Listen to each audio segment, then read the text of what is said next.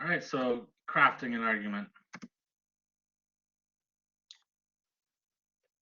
All right, so the first thing you want to do in choosing your topic is to choose a debatable one. Choose one, choose something that you could different people could take different sides on. All right, it's an academic argument setting out to justify the logical validity of your interpretation of a text or an assemblage of otherwise pertinent evidence.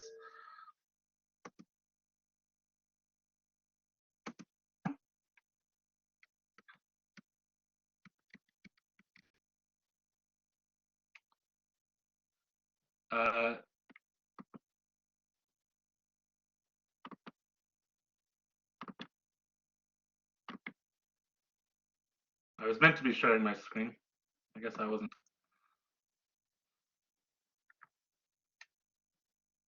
Thank you for pointing that out. All right.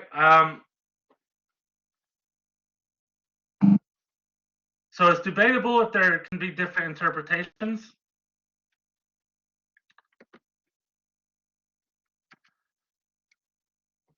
And that is to separate it from making a factual statement. Right, so I always like to say this: there's many wrong ways of interpreting a text. So that is, if you're talking about a text or a circumstance, it would be wrong.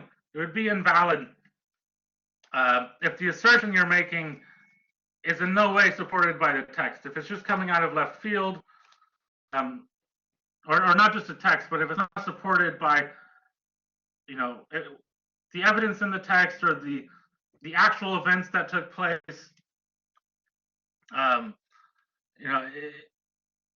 if it's just an opinion without any backing up support, without any explanation, it might be valid, but it's not shown to be valid. So it's not a very strong argument. But usually if it's something that you're talking about in an academic argument, there's probably not necessarily one single right interpretation. Right? Especially when it comes to something like a literary text. There's lots of different ways of analyzing a text. There's lots of different ways of interpreting a text. Language is ambiguous even when it's at its most concrete and logical. But something like Didion, for example, or Twain, these kind of more literary texts, they use things like symbolism. They play with language. So there's different meanings that can kind of be derived from them, and they can be equally valid. They might not even be competing. They might just be different. If you're writing an argument or an essay about it, it might just be you putting out your interpretation into the world to stand alongside other people's interpretations. And generally, a really strong literary text is made to do this, to create different meanings and to mean different things to different people, especially if you're talking about something like poetry or something. But the key thing here is that your thesis should not be a factual statement.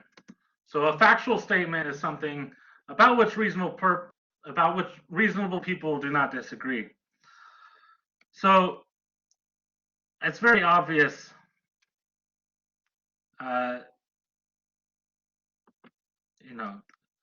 it's very obvious that you wouldn't want to say something like I don't know, the millennial generation follows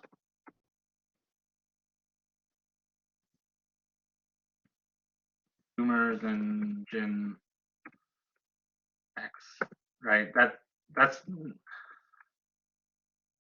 a statement, that's a sentence, but there's no argument there. Nobody would deny that. Nobody would deny that.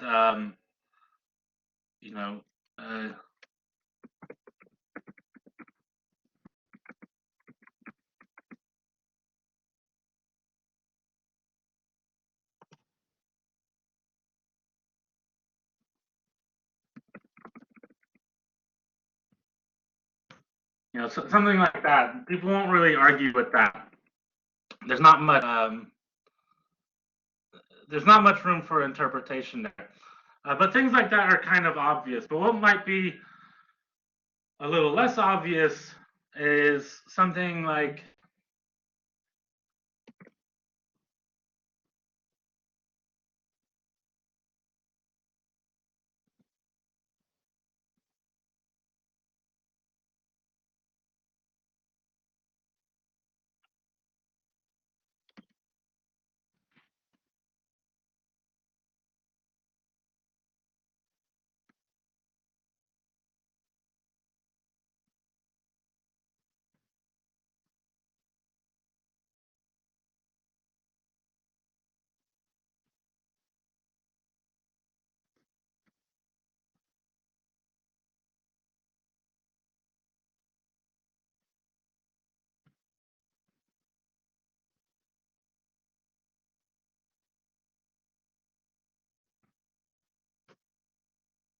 right? So something like this.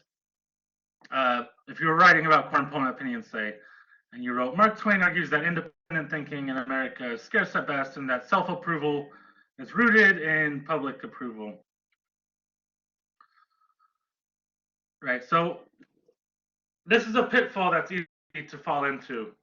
This doesn't constitute a thesis because you're just stating Mark Twain's thesis. Nobody would disagree that that is what Mark Twain is saying. People might disagree with what he's saying, but no reasonable person would disagree that is in fact what he's saying, right? That's what's written there, more or less. Nobody would disagree with that. They might disagree with it, but they wouldn't disagree that he says it. So if you wrote that and just restated Mark Twain's argument in this kind of summarizing way, that doesn't really get you anywhere. That's pretty much a factual statement. There's no interpretation there. There's nothing debatable about it.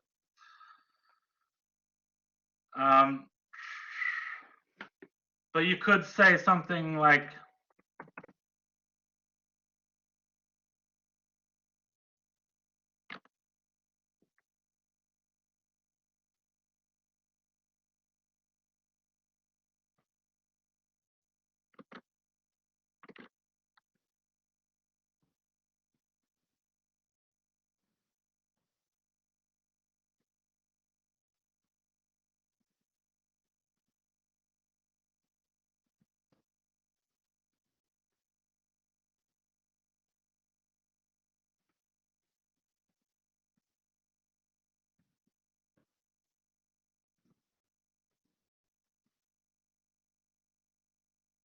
right, something like this, where you're sort of stating Mark Twain's thesis, which nobody would argue with, but then you're adding on a kind of evaluation of it. You're progressing the discussion in some way, right? Because someone could debate you that social media degrades independent thinking. So we're still at the debatable topic section, but that's kind of the purpose of the thesis, is to create a debatable topic, right? To make an assertion about a debatable topic and to set up an argument that then goes about defending that assertion. So something like this, as imperfect as it might be right here, because I just wrote it, but you could use this as a very strong working thesis, which is taking a stance on a debatable topic. It's rooted in, so this would be, you'd be talking about Twain in this case, but you'd also want to be using societal examples. You'd want to be talking about societal circumstances, the dynamic of things like Twitter and Facebook, and how those things kind of validate what Mark Twain was saying, and not just validate them, not just affirm them, not just affirming Mark Twain's thesis, but even increasing it, even making it worse, even making this problem, making this problem that he pointed out in society, making it even worse, right? So it's moving the discussion forward. It would be involving a text. you know, and you could just as easily do something like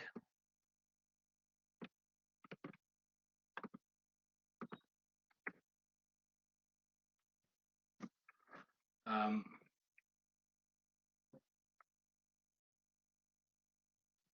right.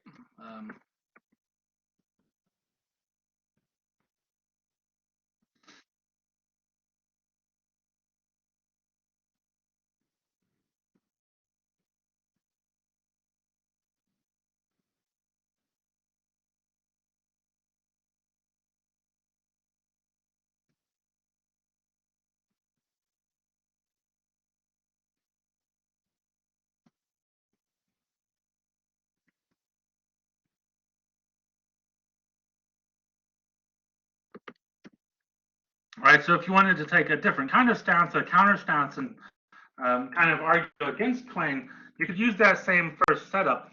Mark Twain argues that independent thinking in America is scarce at best, and that self-approval is rooted in public opinion. But this is contradicted by the notion that someone would have to originate those trends in the first place for others to follow. And then you'd go about kind of dissecting his argument, kind of, you know, pointing out maybe certain lines, like talking about the hoop skirt, right? Uh, Somebody would have had to, in the first place, put on a hoop skirt for the others to start wearing it and then take it off. So, you know, that originator of the fashion trends, or the originator, like Shakespeare, of certain literary trends, you know, those people kind of prove that there is some element of original thought in society. And that would be the basis of your argument. You go about expounding on that. Um, right. So there's different ways of interpreting it, and there's different ways that you can argue it kind of validly. Um,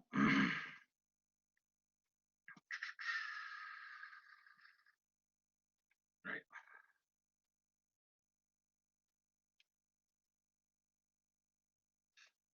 Right. And they both take it out of, they both start with this factual statement, but then they move it into the realm of argumentation by taking a stance on what Twain said, or somehow taking what Twain said and applying it to a broader social climate, or a different social climate that somehow affirms or refutes what he said. Um, and you could just as easily rephrase this if you feel more comfortable using the first person. So, like I said, even though it's okay, I personally almost never do. But you could say something like that. You could add in "I argue" if it helps you. Um, if it helps you do that, you could even write.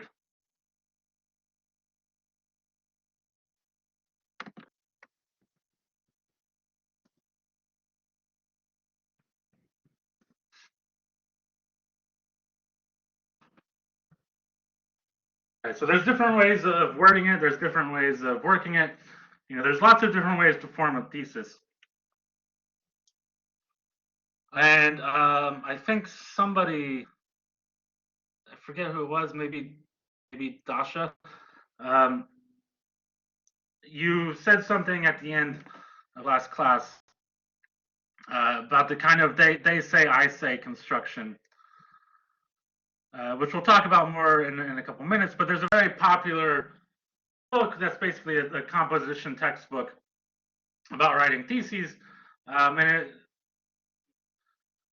the point of that book is to use a certain template that is basically about constructing thesis statements from this kind of construction of stating something that somebody else said and then stating your response to it, whether in agreement or rebuttal, opposition, right? I'm a little bit of two minds about that because, like I said, there's many ways to form a thesis to state your argument, and I don't like the idea of, you know, writing by an algorithm, so to speak, or just following a step-by-step process. There should be you should be thinking about why you're stating everything the way you're stating it, and how it serves to best, function in the course of your larger argument and to make your point. But also, it will get you by the they say I say construction. And like I said, we'll talk about that a little bit more here in a bit.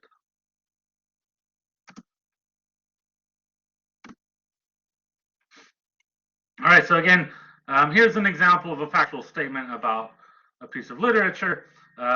Linda Lohman is Willie Lohman's long-suffering wife in Arthur Miller's play Death of a Salesman, very famous play. And Linda Lohman is one of the characters. Anybody that read the play wouldn't really argue. There's no refutation there. There's no disagreement that Linda Lohman is Willie Lohman's long-suffering wife. It's true, but it's just kind of a factual statement. Nobody would really argue with that. Something that's more debatable is that more than a stereotype of the long-suffering wife, Linda Lohman in Arthur Miller's play Death of a Salesman is a multidimensional character. So you could easily craft a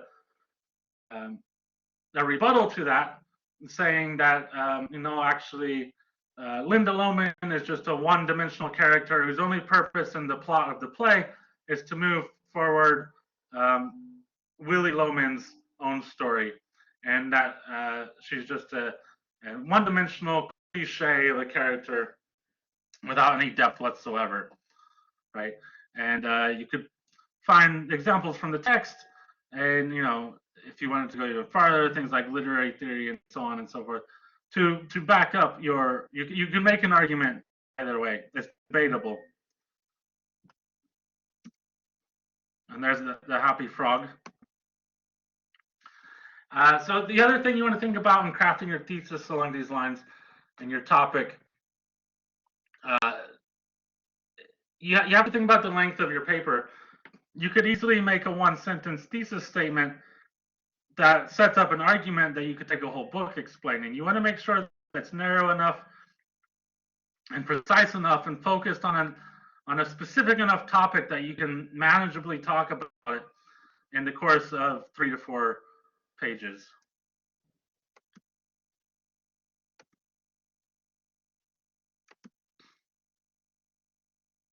All right, now we're getting to the construction. So again, an argument and a thesis takes a strong stand.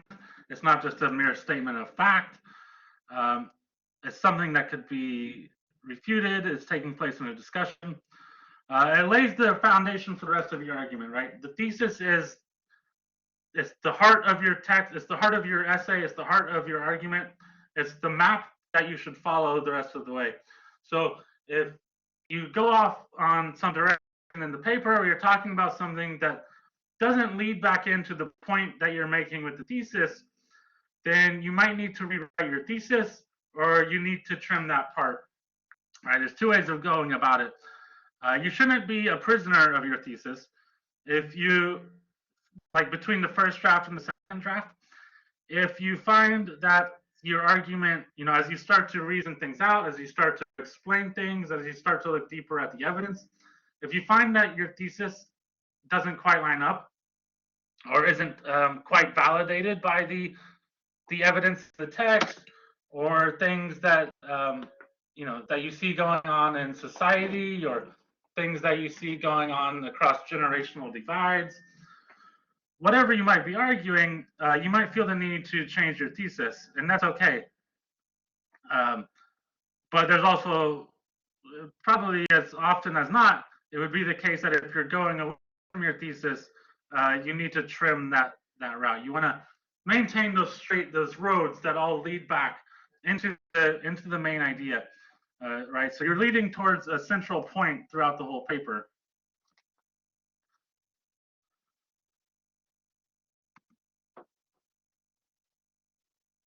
Right. So in order for it to be valid, it has to be reasonably supported, reasonably explained by the evidence that you're looking at, whether it be in the text or some social circumstance, or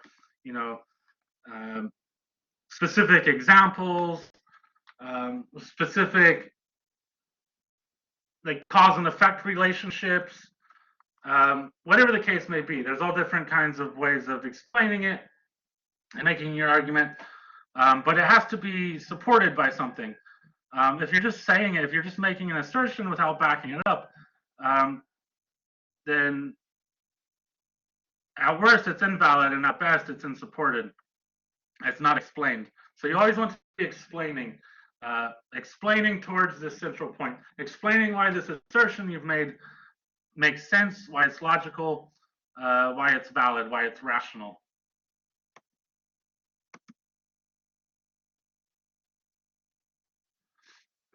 All right, so here we are back again with the they I say. Right, and so I kind of hinted at, I kind of used that construction for these Twain theses, right? Kind of saying that Twain says this, Twain says that. You can also see how Gia Tolentino does it, right? In her essay, where millennials come from, right? And again, her article isn't, it's not an academic argument, so she's not following the same structure exactly. But she's still making an argument, and she kind of lays out these different. She cites these different commentators on the millennial generation. She offers up these other viewpoints, kind of showing what they say, and then she shows her stance, right? Then she joins in the conversation by offering her own perspective on it, making her own argument. So even though she doesn't have that clear thesis statement right at the top, she does have a thesis statement that she's organizing her essay around. And then she eventually does get to a pretty clear statement of that. But it's just not at the top. It's kind of a more unstated thesis statement, which you'll see more in kind of popular writing, more mainstream writing. But again, in an academic argument, you always want to have that thesis clearly stated at the top, so that anybody looking at it can pretty much know the trajectory of the argument that you're making right away.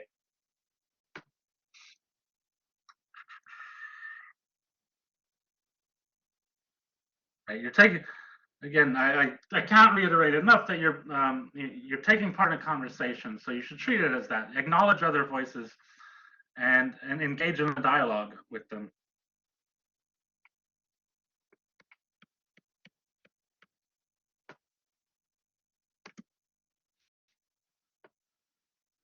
And again, that's not the only way to do it. There's lots of different ways. So you want to make sure that there's an antithesis. So that's kind of, we're kind of rehashing the same thing here. You want to make sure that it's a debatable topic. You want to make sure that it's not something that nobody would refute. So an antithesis is basically, it's an alternate stance that takes a position, not even necessarily opposite. Well, an antithesis would be directly opposed to the thesis that you're making.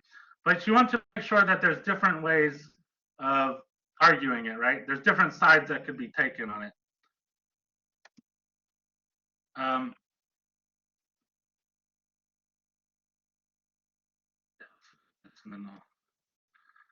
So here, if you read the short story, this isn't on the syllabus. This is just an example that could be written in a English class. If you were writing Richard Wright's short story, Big Black Good Man, you might make a thesis. This is a very loose working thesis, but you might say the last line of Richard Wright's short story, Big Black Good Man, indicates that Jim was fully aware all along of Olaf's deep-seated racial prejudice, right? So if you read the story, you know that the last line, there's some ambiguity there. It can be read different ways, and that an antithesis could be formed of that. That the last line of Richard Wright's short story, Big Black Good Man, indicates that Jim remained unaware of Olaf's feelings towards him. There's different ways of interpreting that line. There's different ways of supporting various interpretations through the same text, through the same evidence at hand. Right, so this, again, another example of a single text producing multiple meanings out of itself. And along those same lines, I wanted to ask you guys, how have you been throughout your time in school writing papers, insofar as you have written these types of papers. Um,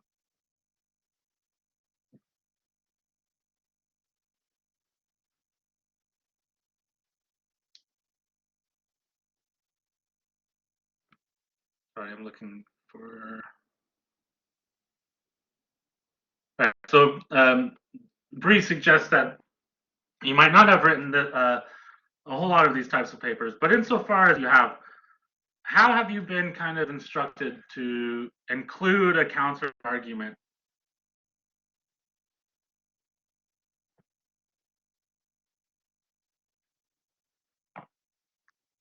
For me, it was like it comes right after you've mentioned all your points, and then right after kind of the claim, um, like your conclusion. Okay, yeah, good. What about other people? Uh, well, have other people's experiences matched up with Juan about putting the counter argument kind of at the end after stating all your points?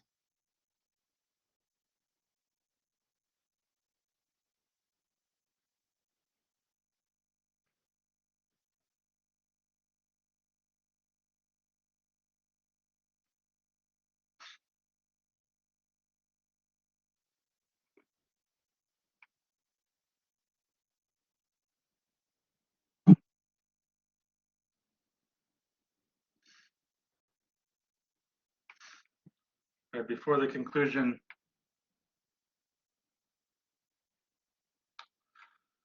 I wonder why. Has a teacher ever explained to you why you should follow that pattern?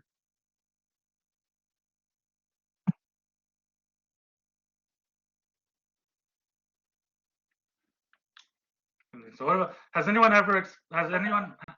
Dasha, yeah. For us, it was if you're writing a thesis, like essay, you're supposed to state the thesis, whether you disagree or agree with it, and then in the conclusion, you would say like, "Oh, in conclusion, this is why I agree, but there's also another side to the story, which would be this," and that's where you like leave it off, without describing like the other side of the story. Like, here's my side of the story. This is why I agree with it. This is my reasoning, but there is a different side to it. That's it. Okay, and did they explain why to construct it that way? Honestly, no. I feel like they just gave it to us as like basically like a Lego set where you put it together and here's your essay and just submit it to me. Right, yeah. So I'm gonna try to tear down everything that you've been told in that regard.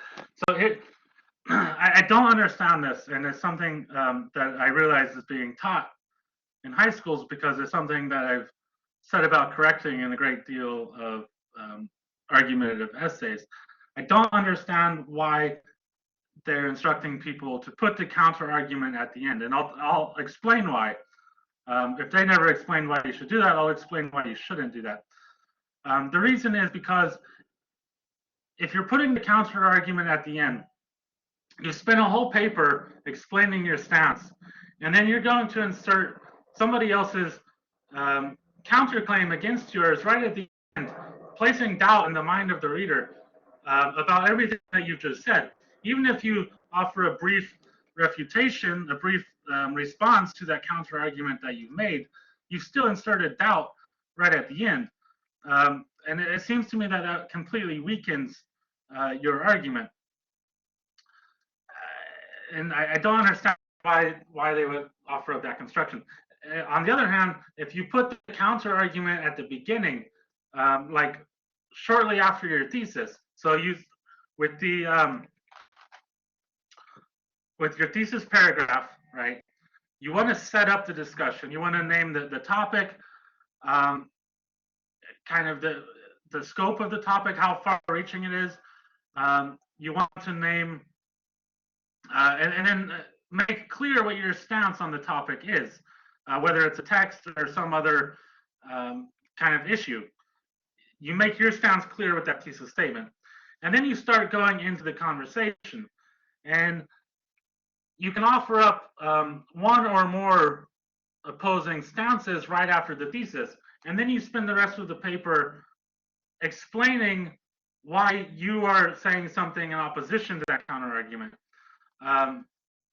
So instead of having somebody, another voice or another perspective, kind of go about refuting the argument that you've spent pages working on, if you put the counter argument at the beginning, towards the beginning, introduce the conversation, and then show that the whole argument you're making is kind of a response against that.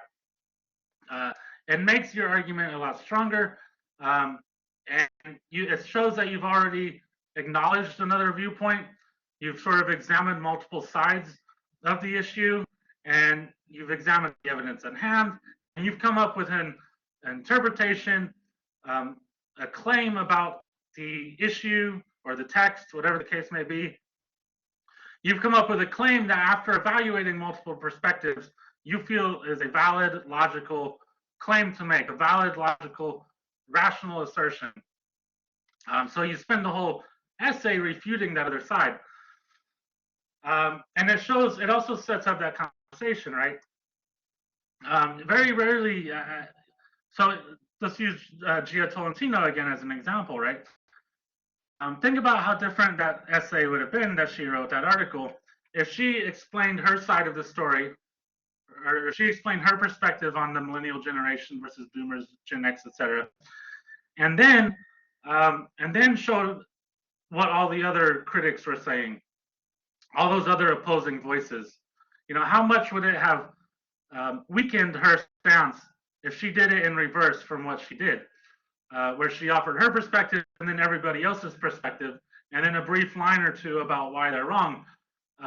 She's already kind of broken up the course of her own argument. Whereas the way she did it is she introduces these various commentators who she talks about different books. They're commenting on the millennial generation. She sets up the conversation, and then she shows her contribution to the conversation. She adds her argument. She adds her perspective on it, and she ends with that, right? And she's leading towards the central point. So you want to be leading towards the point of your argument, so or the point of your thesis, that central point. So it makes a lot more sense, you know, if you want to keep working inward to, you know, state your thesis and then state the conversation, even if it's just one counter argument. That sets up a conversation, and then you want to move inward more and more narrowly towards, you know, the precise claims that you're making. So you're explaining it, and kind of culminating back again at the thesis to wrap up the paper. So it should come kind of full circle. So yeah, so try to get out of the habit of what you've been taught, which I've never heard a good explanation for, and I'm a little bit confounded by it because, Dasha, because you're the one that said last week, right? You had hinted at something about they say, I say. If you state your thesis, then you say whether agree with it or disagree with it, that part? Yeah, kind of. I mean, so yeah, it sounds to me like that teacher was probably working off that book. And that book also, it says don't put your counter argument at the end. Put it towards the beginning, like I've just said and explained. So I really don't understand where that's coming from. And it doesn't make a lot of sense other than that they're just trying to meet a certain requirement, and that one of the requirements that high school teachers apparently feel should be included in an essay is a counter argument, but there's not much logic there in terms of construction. So I heartily refute that point. Does anyone have any thoughts or questions about that? That's kind of my thesis on counter arguments, that they should go towards the beginning, that they make more sense at the beginning.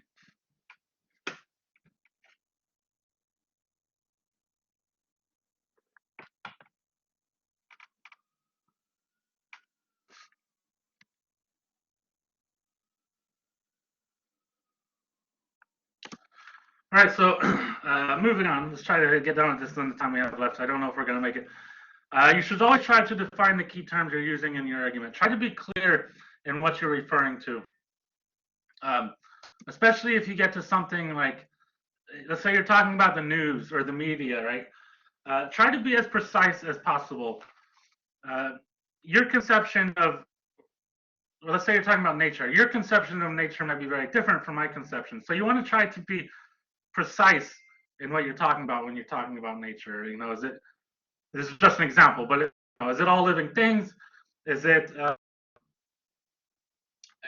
all life forms outside of the constructed society? With something like that, you might want to just take a brief line, a sentence even, to clarify what you're referring to when you say nature, or news, or like media is a big one. Like just, a lot of people will just refer to the media, right?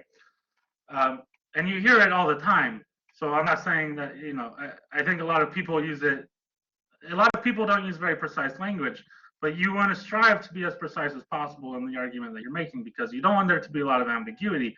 You're trying to clear up a point of ambiguity usually with your argument by offering up a precise analysis. So rather than using a term like media, are you talking about television news? Are you talking about sitcoms? Right? These are all media. This, like I said, this PowerPoint is media. The notes that you're taking about this PowerPoint are media. And obviously there seems to be a kind of commonly agreed upon idea when somebody says the media, but that encompasses Twitter and Facebook and TikTok. These are all media. So even though people use it a certain way, don't take it for granted and try to be very precise in what you're referring to. And on that same note, try to avoid vague and judgmental words such as wrong, right, bad, good. Right, you want to try to be as precise as possible. So here's some examples of theses that could be refuted. So these are very simple working theses, right? That would need to be developed a lot more to be really strong working or really strong theses that you would ultimately use. But and again, these have nothing to do with what you're going to be writing about right now. But these are just different examples of different kinds of theses that theoretically could be used in different classes. So in recent years, advertising has not made enormous gains in portraying women as strong, independent, and intelligent, right? So you can see it would be a lot weaker if you said in recent years, advertising has made enormous gains in portraying women as good members of society, right? If you just said good members of society, that's not as precise as saying strong, independent, and intelligent. Those are much more evocative, definable terms, right? And you could even, if you were writing a 3 to 4 page paper on this, I would probably even recommend like zeroing in on like television advertising. And again, you're not going to be writing about this. These are just theoretical thesis statements for different kinds of classes. But you might say like television advertising or magazine advertising, social media advertising, and just focus on one very precise part of the spectrum. I'm not going to go through all of these, but I will be posting this PowerPoint so you'll have time to refer back to them. But here's an example of so each one of these, you can see that there's a possible antithesis, and each one could be made more complex in either case. But here's an example of kind of a fully formed, elaborate thesis statement. So imagine you're in a small town and they're debating whether or not to build this bridge. While Mayor Windbags, so this is all imaginary, none of this is real, I made this all up. You might recognize some names from comic books. While Mayor Windbag's hand-picked committee asserts that the proposed bridge will meet all of the criteria set forth in the City Council's request, Jane Smith's recent article in the Daily Bugle provides ample evidence that the bridge is insufficient in its width, is aesthetically displeasing in its placement along the river, and will ultimately be avoided due to its excessive toll. So the first thing to note is it doesn't just say the bridge. It doesn't just say the bridge would be is a bad idea, right? It offers up some outline of the explanation that's going to be offered about why the bridge is not beneficial to the town, right? You can also see in this particular thesis the kind of I say construction, which is Mayor Windbag's handpicked committee would be the I, or would be the they in this case. They're saying this, and you're offering up a response. My question to you, if we have time.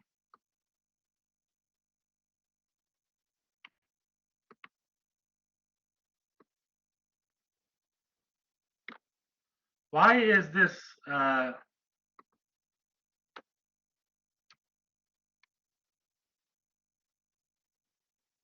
don't really have time to go over this, but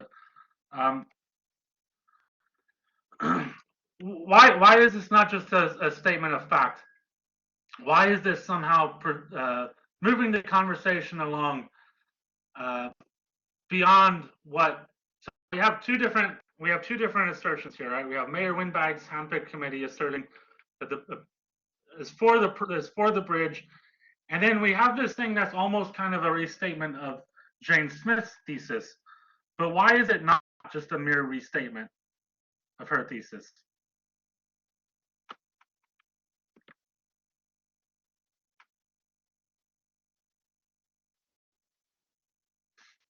Is there anything about, what about these three words? Provides ample evidence. How does that remove it from just a restatement of Jane Smith's thoughts on the bridge?